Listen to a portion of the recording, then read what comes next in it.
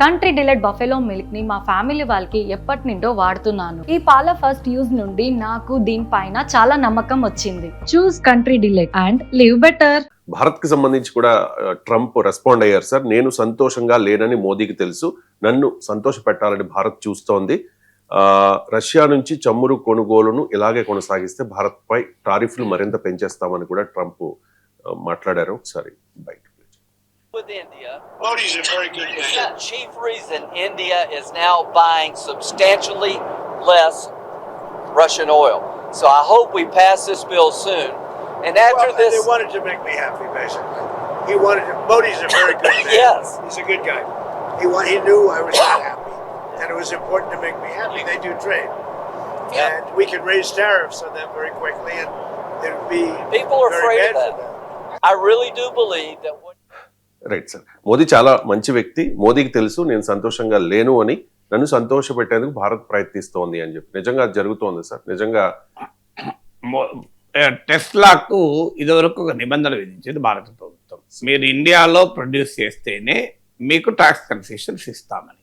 ఎందుకంటే మా విధానం మేక్ ఇన్ ఇండియా, మా దేశంలో మ్యానుఫ్యాక్చరింగ్ పెంచుకోదలుచుకున్నాం. యాపిల్ వాడు మా దేశంలో ఉత్పత్తి చేస్తేనే మేము కన్సెషన్లు ఇస్తున్నాం, మీరు కూడా ఉత్పత్తి చేస్తేనే మేము నమ్మకం ఇస్తామన్నాడు. ఇలా కండిషన్ ఉందా? లేదు. మీరు టెస్లా ఇప్పటికీ ఢిల్లీలో, బాంబేలో షోరూమ్లు పెట్టింది. టెస్లా ఎక్కడ మ్యానుఫ్యాక్చర్ చేస్తుంది? ఇండియాలో కాదు, చైనాలో మ్యానుఫ్యాక్చర్ చేస్తుంది. చైనాల వస్తువులనేమో మనం బైకాట్ చేసాం, బైకాట్ చేస్తామని మాట్లాడాం. ఇప్పుడు చైనాలో తయారు చేసిన కార్లను టెస్లా ఇక్కడ అమ్ముతుంది. ఇది నెంబర్ 1. సంతోషపరిచినట్లా లేదా? మీరే చెప్పండి. 2, హార్లీ డేవిడ్సన్ లాంటి లగ్జరీ వెహికల్స్ పైన భారీగా ట్యాక్స్ విధించారు, దాన్ని తగ్గించాలి అని ట్రంప్ వాదించాడు. ఇండియా అంగీకరించలే. ఇప్పుడు తగ్గించారు బడ్జెట్లో. మీకు ఫిబ్రవరిలో ప్రైమ్ మినిస్టర్ మోడీ వైట్ హౌస్కు పోయే ముందే బడ్జెట్లో తగ్గించేశారు. మరి ట్రంప్ కోరింది, మోడీ ప్రభుత్వం చేసింది. ఇది సంతృప్తి పరిచినట్లు లేదా? 3వది, ట్రంపే చెప్తున్నాడు ఇప్పుడు ఓపెన్గా, మీకు క్లియర్గా రష్యా నుంచి చమురు దిగుమతులు తగ్గించుకుంటున్నారు అని. సో అడపాదడప కాస్త పెరిగినట్టు కనిపించిన ఓవరాల్ ట్రెండ్ మాత్రం మీకు తరుగుదల వైపు ఉందని అమెరికా ఓపెన్గా చెప్తున్నది. ట్రంప్ చెప్పాడు, ఇప్పుడు లిండ్సే గ్రామ్ అనే సెనేటర్ చెప్పాడు. ఆఖరికి ఇండియన్ అంబాసిడర్ ఇండియన్ ఎంబసీకి ఇటీవల ఈ సెనేటర్ లిండ్సే గ్రామ్ నేను వెళ్ళాను, వెళ్తే ఇండియన్ అంబాసిడర్ నాకు చెప్పింది, మేము రష్యా నుంచి ఆయిల్ కొనుగోళ్లను తగ్గించుకుంటాం, మీరు మాకు టారిఫ్లు తగ్గించండి, మీరు ట్రంప్తో మాట్లాడాలని చెప్పాడు అని చెప్పి లిండ్సే గ్రాహం చెప్పాడు. ఇంతవరకు భారత విదేశాంగ శాఖ మంత్రి దీన్ని ఖండించలేదు, అమెరికాలో భారత రాయబారి ఖండించలేదు.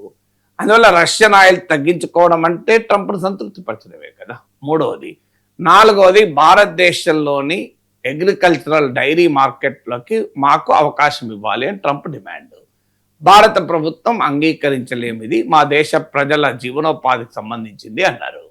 సరిగ్గా కాటన్, పత్తి భారతదేశంలో హార్వెస్టింగ్ కోతకొచ్చే సమయంలో, పత్తి మార్కెట్లోకి వచ్చే సమయంలో మీకు కాటన్ పైన ఇంపోర్ట్ డ్యూటీ 11% ఇంపోర్ట్ డ్యూటీ తొలగించారు. ఎప్పటిదాకా ఆ ఇంపోర్ట్ డ్యూటీ లేకుండా చేశారు, డిసెంబర్ 31 వరకు చేశారు. ఇప్పుడు స్టార్ట్ అయింది మళ్ళీ import duty.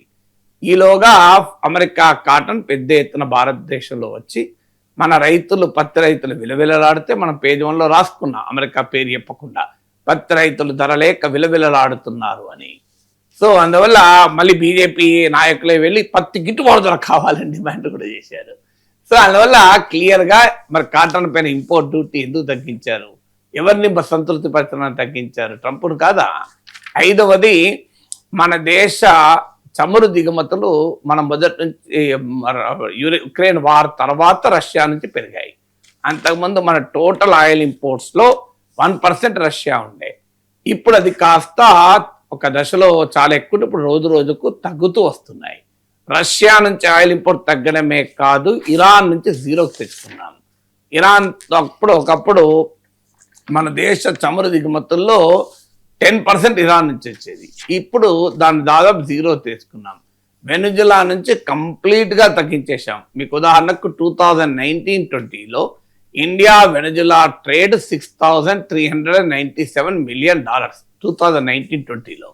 2022-23లో India Venezuela trade $431 million. మరి ఎందుకు తగ్గింది?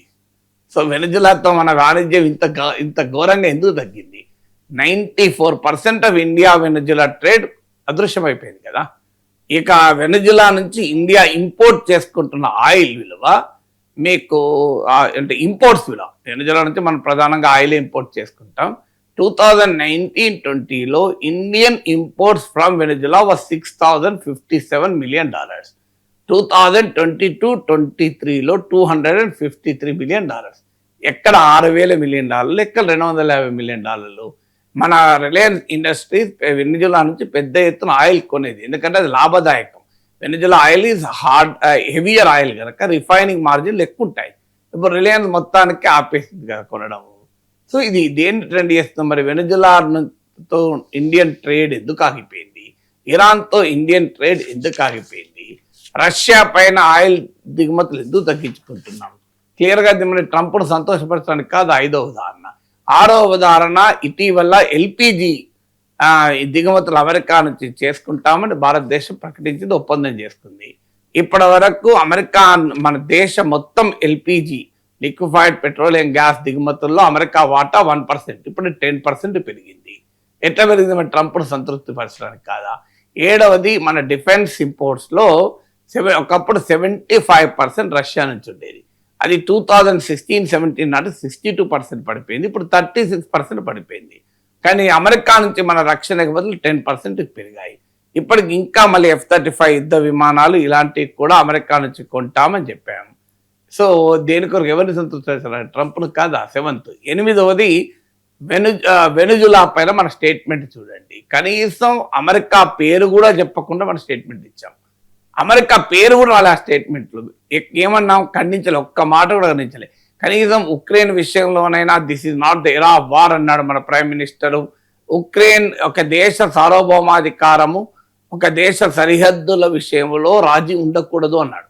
అంటే we defended Ukrainian sovereignty and territorial integrity. ఇప్పుడు వెనిజులా దేశ సావర్నిటీ, టెరిటోరియల్ ఇంటెగ్రిటీ మనం ఎక్కడన్నా సమర్థించామా?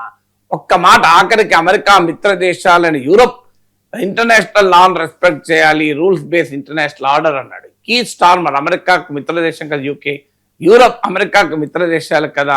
వాళ్ళు ఏమన్నారు క్లియర్గా?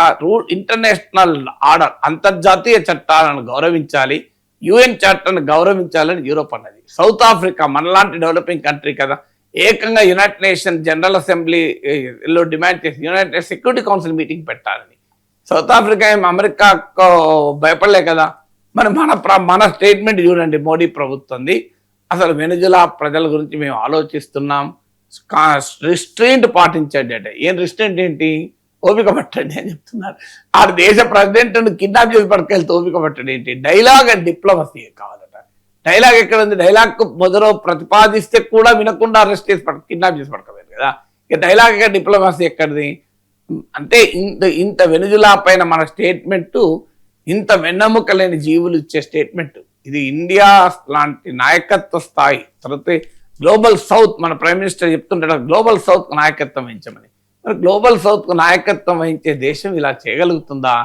సో ఇవన్నీ మరి దేని కొరకు? వెనిజులాల పైన అమెరికా భారత ప్రభుత్వ స్టేట్మెంట్ చూస్తే ట్రంప్ను సంతృప్తి పరచడానికి కాదా? 9వది, ఇప్పటికొక 50 సార్లు అమెరికా అధ్యక్షుడు ట్రంప్ పదే నేనే ఇండియా పాకిస్తాన్ వార్ ఆపాను అంటున్నాడు. ఐ లవ్ పాకిస్తాన్ అంటున్నాడు. అసీం మునీర్కి ఎక్కలేని ప్రాధాన్యత ఇస్తున్నాడు. ఇప్పటి వరకు నరేంద్ర మోడీ ట్రంప్ పేరు చెప్పి యు ఆర్ రాంగ్ అని అన్నాడు ఇంతవరకు మొహం మీద? ఫారిన్ మినిస్టర్ జయశంకర్ స్టేట్మెంట్ ఇస్తున్నాడు, రాజ్నాథ్ సింగ్ ఇస్తున్నాడు తప్ప know where prime minister said this is wrong. ఇంతవరకు ఒక్క మాట అనలేదు కదా. సో మరి ట్రంప్ సంతృప్తి కాదా? సో ఇంత క్లియర్గా పాకిస్తాన్ విషయంలో మనకు సహకరించకపోయినా, చైనా విషయంలో సహకరించే అవకాశమే లేకపోయినా, ఇండో పసిఫిక్ ప్రాంతంలో అమెరికన్ స్ట్రాటజిక్ ఇంట్రెస్ట్లకు అనుగుణంగా మనం వ్యవహరించడం లేదా? చైనా వ్యతిరేక క్వాడ్ కూటమిలో భాగమయ్యాం.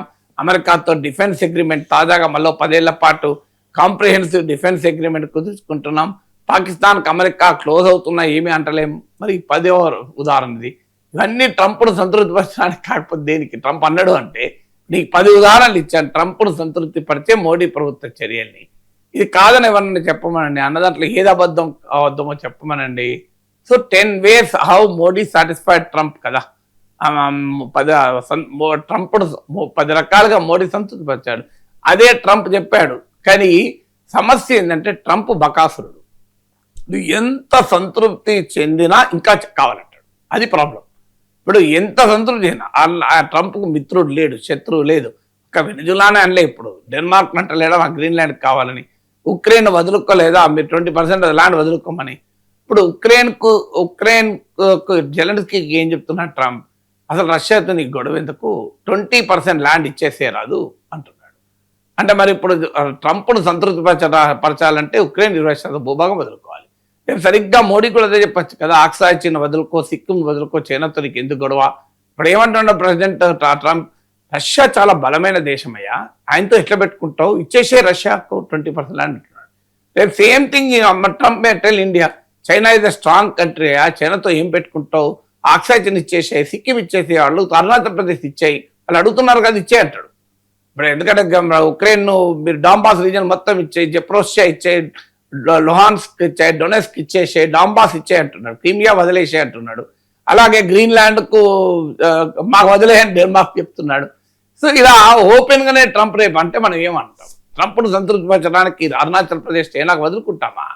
రేపు ఏమంటాడు, అయ్యా ఎందుకే మీకు పాకిస్తాన్తో కూడా కాశ్మీర్ ఇచ్చేయనంటాడు. మీకు పరిష్కారం పాకిస్తాన్ వాడు కాశ్మీర్ అడుగుతున్నాడు, మీకు ఇంత దేశం ఉన్నది కదా, మీకు బోలెడు రాష్ట్రాలు ఉన్నాయి, హర్యానా, పంజాబ్, ఉత్తరప్రదేశ్, మధ్యప్రదేశ్, మహారాష్ట్ర, రాజస్థాన్, కర్ణాటక, తమిళనాడు, తెలంగాణ, ఆంధ్రప్రదేశ్ ఇన్ని ఉన్నాయి కదా, ఒక్క కాశ్మీర్ లేకపోతే ఏమైతే ఇచ్చేయంటాడు ట్రంప్. అంగీకరించుదామా. సో ట్రంప్ను సంతృప్తి పరచడం అంటూ మొదలు పెడితే అమెరికా పాలు, అమెరికా రొయ్యలు, అమెరికా చేపలు, అమెరికా వ్యవసాయ ఉత్పత్తులన్నీ ఇండియాలో అమ్ముకొని ఇవ్వాలంటారు. అంటే మన రైతుల వెన్నెముక ఎరగొట్టుకుందాం ఆ ట్రంప్ను సంతృప్తించడానికి. అందువల్ల 10 రకాలుగా మోడీ ప్రభుత్వం ట్రంప్ను ఎలా సంతృప్తి పరుస్తుందో చెప్పాను. అక్కడికైనా ట్రంప్లోని బకాసురుడు సంతృప్తి చెందే ప్రసక్తే లేదు. మరి ఎక్కడి దాకా సంతృప్తి పడుతుందో చెప్పండి, దీనికి ఆన్సర్ ఉండాలి కదా.